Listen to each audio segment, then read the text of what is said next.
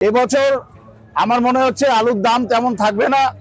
আলু প্রচুর পরিমাণ উৎপাদন হবে, অধিক উৎপাদনের জন্য লোকসান হবে, এটা আমার ব্যক্তিগত ধারণা। তাই আমি প্রত্যেককে বলবো একটু সাবধানে ব্যবসা করবার জন্য। উত্তরবঙ্গ আলু ব্যবসায়ী সমিতি, উত্তরবঙ্গ আলু বীজ ব্যবসায়ী সমিতির যৌথ বার্ষিক সাধারণ সভা অনুষ্ঠিত হলো আজ ধূপগুড়ির কালাচাঁদ দরবেশ মঞ্চে।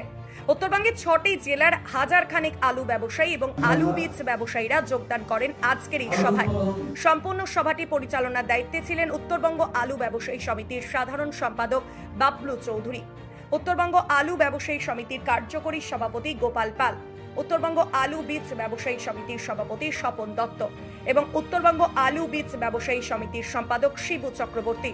স্থানীয় প্রশাসনিক নেতৃত্বদের পাশাপাশি সুদূর দক্ষিণবঙ্গ থেকে মিটিংয়ে পৌঁছেছিলেন পশ্চিমবঙ্গ প্রগতিশীল আলু ব্যবসায়ী সমিতির রাজ্য নেতৃত্বরা। পতাকা উত্তোলন, প্রদীপ প্রজ্বলন ও সর্বোপরি আলু নিয়ে আলোচনার মাধ্যমে নর্থ বেঙ্গলের স্বনামধন্য দুটি সমিতির আজকের এই বৃহৎ সভাটি সফলভাবেই সম্পন্ন হলো।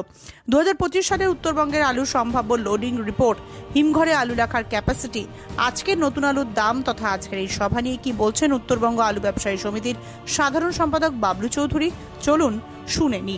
পাশাপাশি আপনাদের দেখাবো সভাতে আগত বিশেষ অতিথি লালু মুখার্জি কি বলছেন।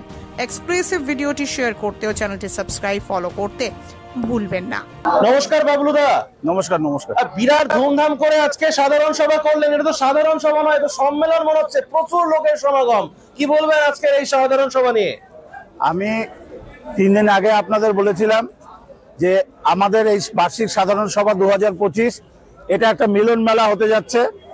তা আজকে আমরা উত্তরবঙ্গের সমস্ত ইউনিটের যারা আলুর কাজ করি, আলু ব্যবসার সঙ্গে জড়িত, আমরা একত্রিত হয়েছি এই মিলন মেলা বার্ষিক সাধারণ সভায়। আমরা এত কষ্ট করে দূর দূরান্ত থেকে যারা এসছেন তাদের প্রত্যেককে আমরা উত্তরবঙ্গ আলু ব্যবসায়ী সমিতি এবং উত্তরবঙ্গ আলু বীজ ব্যবসায়ী সমিতির পক্ষ থেকে অশেষ ধন্যবাদ জানাচ্ছি। কোন কোন জেলা থেকে প্রতিনিধিরা এসেছেন? মালদা বাদে উত্তরবঙ্গের সমস্ত জেলা থেকে প্রতিনিধি এসছেন। মোটামুটি কতজন আজকে অ্যাটেন্ড করলেন এই মহা মিলন মেলাতে? কম বেশি 900 থেকে 950 প্রতিনিধি হবে এখানে উপস্থিত হয়েছেন। কি কি বিষয় নিয়ে মূলত আলোচনা হলো আজকে? আমাদের আলুর যত সমস্যা আছে সেই সমস্যা নিয়ে আলোচনা হলো। আগামী দিনে কি করে সুষ্ঠুভাবে ব্যবসা করা যায় প্রত্যেকে তাদের মূল্যবান বক্তব্য রাখলেন এবং কিছু সিদ্ধান্ত আমরা গ্রহণ করেছি। সেই সিদ্ধান্তগুলো আমরা আমাদের যে স্মারক উপহার দেওয়া হচ্ছে, একটি করে ব্যাগ এবং একটি ক্যালেন্ডার, দিনপঞ্জি যেটা বলে, ছাপানো হয়েছে। সেখানে আমাদের দাবি দাওয়াগুলো উল্লেখ করা হয়েছে। আগামীতে আমরা কি করে চলবো সেসব লিখিত আছে। কি বার্তা দেবেন সম্মেলন মঞ্চ থেকে আজকে বা সাধারণ সভার এই মঞ্চ থেকে উত্তরবঙ্গের কৃষক এবং ব্যবসায়ীদের? এবছর আমার মনে হচ্ছে আলুর দাম তেমন থাকবে না। আলু প্রচুর পরিমাণ উৎপাদন হবে, অধিক উৎপাদনের জন্য লোকসান হবে, এটা আমার ব্যক্তিগত ধারণা। তাই আমি প্রত্যেককে বলবো একটু সাবধানে ব্যবসা করবার জন্য। কারা কারা বিশেষ অতিথি হিসেবে উপস্থিত ছিলেন আজকের আপনাদের সভায়? আমাদের ধূপগুড়ি লোকাল পৌরসভার পৌরপিতা উপস্থিত ছিলেন, ভাইস চেয়ারম্যান রাজেশ কুমার সিং। এছাড়া দক্ষিণবঙ্গ থেকে আমাদের 6জন প্রতিনিধি, 6জন আমাদের পশ্চিমবঙ্গ প্রগতিশীল আলু ব্যবসায়ী সমিতির যারা আছেন দায়িত্বে, সম্পাদক এবং অন্যান্য দায়িত্বে যারা আছেন তারা সবাই এসেছেন। 6টা জেলা থেকে প্রায় 1000 খানেক মেম্বার এসেছিল। 900 950 হবে। তো কি সমস্যা মূল বেরিয়ে এলো এই বিগত 1 বছরে?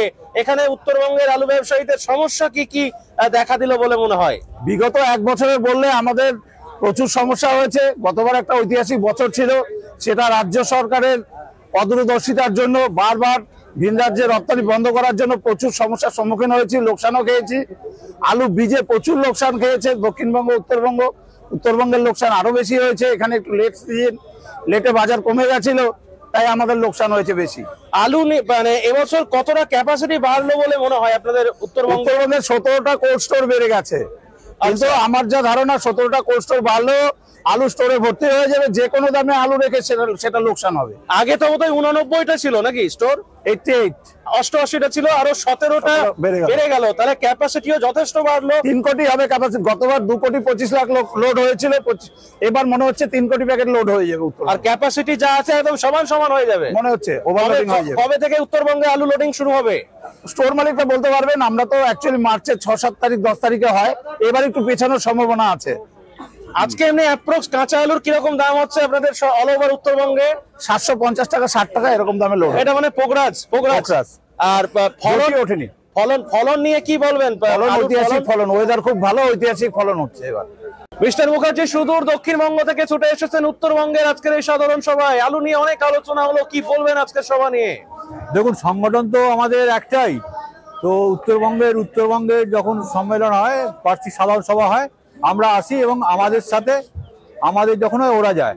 তো আজকের আমাদের মূলত আলোচনা হলো 2025 সালে আলু আনলোডিং এর শুরু হবে, সেই শুরুর মুখে আমাদের করণীয় কর্তব্য কি বা কি পরিস্থিতি, তাতে আমাদের আলোচনা থেকে যেটা বেরিয়ে এলো, গত বছরের থেকে এবছর আলুর উৎপাদন বেশি হবে এবং গত বছর যে হিমঘরে লোড হয়েছিল সেই লোডটা হয়তো সংরক্ষণটা বেশি হবে। এইটুকুই আজকের আলোচনার বিষয়বস্তু। আর এখানেতে যারা ব্যবসায়ী রয়েছেন, আলু ব্যবসায়ী বা বীজ ব্যবসায়ী, তাদের কি কি সমস্যা জানালো আপনাদেরকে? দেখুন, আমাদের সমস্যাটা তৈরি হয়েছিল 2024 সালে অনেক ঘাত প্রতিঘাতের পরে আমাদের সাংগঠনিকভাবে অনেক মোকাবিলা করার পর আমরা একটা জায়গায় এসছি এবং সেইটা যাতে আগামী দিন 2025 সালে যাতে সেটা না হয়, ব্যবসাটা যাতে আমাদের স্বাভাবিক গতিতে হয়, এই ব্যবসা যাতে সেইভাবেই, সেই জন্যই আজকের আমরা আলোচনার বিষয়বস্তু এবং সেইভাবেই আলোচনা হয়েছে। কি বার্তা দেবেন উত্তরবঙ্গের কৃষক এবং ব্যবসায়ীদেরকে? দেখুন, 2024 সাল আমাদের তুলনামূলকভাবে লাভের বছর ছিল, বিগত 3 বছর লোকসানের পর।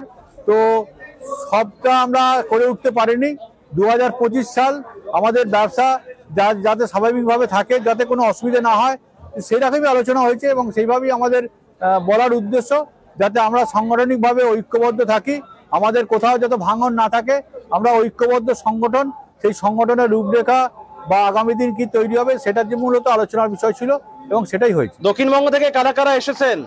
দক্ষিণবঙ্গ থেকে আমি এসেছি, আমার সাথে আমার রাজ্যের অর্থনৈতিক উপদেষ্টা শান্তনু মান্না, উপদেষ্টা বিভাস দা এবং আমার হরিসাধন দা, রাজ্যের কোর কমিটির সদস্য, এবং বিদ্যুৎ আমাদের প্রতিহার বাঁকুড়া জেলার সভাপতি, ওনারাও এসছেন। এই 5 জন আমরা এসেছি। হরদেব সিং সাংঘার এস মার্কা ও সুখজিৎ সিং ভাট্টির বি মার্কা আলু বীজ বিক্রয়ের বিশ্বস্ত প্রতিষ্ঠান ঘোষাল এগ্রিকালচার এন্টারপ্রাইজ। দীর্ঘ 1 দশকেরও বেশি সময় ধরে প্রতিটি কৃষকের বিশ্বাসের আরেক নাম ঘোষাল এগ্রিকালচার এন্টারপ্রাইজ। খুচরো ও পাইকারি বীজ বিক্রয় করা হয়। প্রযত্নের মুরাদ ঘোষাল। আমাদের 2টি কাউন্টার আছে। হরদেব সিং সাংঘার এস মার্কা পিওর কাউন্টার ধনিয়াখালী হল স্টেশনের কাছে ঘোষাল মার্বেল সন্নিকট, এবং সুখজিৎ সিং ভাটির বি মার্কা pure counter Belmuri Hattala Hooghly. Mobile number 9434301523। আলুর সব খবর এখন একটা অ্যাপে। আলুর প্রাত্যহিক বাজারদর, আলুর সর্বভারতীয় বাজারদর, আলুর সকালের বাজারদর, লোডিং আনলোডিং রিপোর্ট, বিগত 10 বছরের আলুর তথ্য, সারা ভারতবর্ষের 20,000 আলু চাষী ও ব্যবসায়ীদের তথ্য এখন আপনার হাতের মুঠোয়। প্লে স্টোর থেকে আজই ডাউনলোড করুন India potato market rate app. 2012 সাল থেকে প্রতি মুহূর্তে আপনার সঙ্গে।